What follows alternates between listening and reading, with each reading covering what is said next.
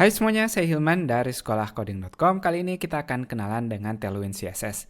Ini adalah salah satu CSS framework yang menawarkan sesuatu yang cukup baru, cukup fresh secara konsep, dan tentunya cukup menantang beberapa kebiasaan kita.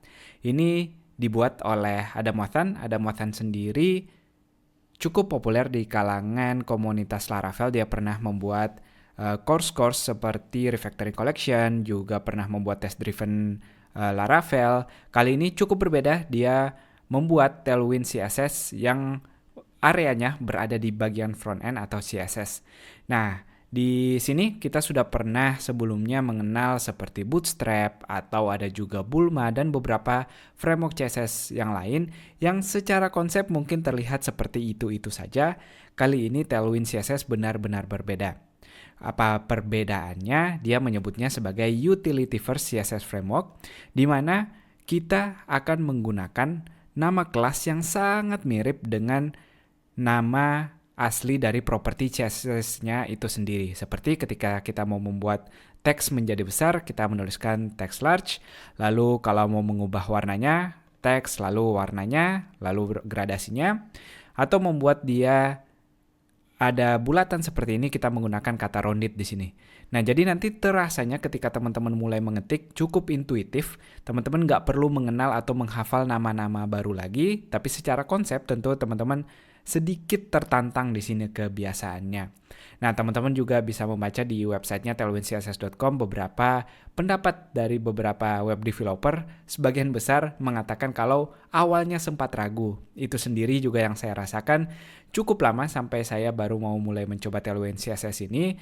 Ketika saya mulai merasa saya kesulitan ketika proyeknya semakin besar, saya mulai merasa susah untuk menulis nama CSS yang pas untuk setiap komponen saya, ataupun bisa jadi fungsi CSS ini sebelumnya sudah pernah saya tulis tapi saya buat lagi. Nah, itu dia beberapa benefit dari Tailwind CSS ini. Kita nggak perlu lagi pusing atau menghabiskan energi untuk menemukan nama-nama kelasnya. File CSS kita sendiri dia akan berhenti membesar karena perlahan proyeknya semakin besar, kita semakin menambah nama CSS-nya. Kali ini konsepnya sedikit berbeda, kita akan banyak menulis di bagian HTML-nya. Tapi tenang aja, kenapa ini terlihat meragukan di awal? Saya sendiri melihat, saya mau HTML saya cukup rapi, saya nggak mau terlalu banyak nama-nama kelas seperti ini. Tapi faktanya untuk teman-teman yang sudah cukup lama menulis atau berada di dunia web developer ini, teman-teman pelan-pelan akan mengenal konsep komponen, di mana konsep komponen hal yang berulang termasuk dari sisi HTML-nya biasanya kita bungkus jadi satu komponen atau jadi satu fungsi atau istilah lainnya, dan fungsi ini bisa kita panggil berkali-kali. Nah, jadi tenang aja, meskipun ada hal yang berulang, biasanya kita bungkus jadi suatu komponen, terutama di framework JavaScript besar. Biasanya dia juga menggunakan sistem komponen ini. Nah, di sini teman-teman bisa ngelihat untuk merasakan bagaimana sih feel-nya menggunakan Tailwind CSS ini. Kalau teman-teman ke websitenya, salah satu yang membuat saya sangat tertarik adalah cantik dan juga uniknya websitenya.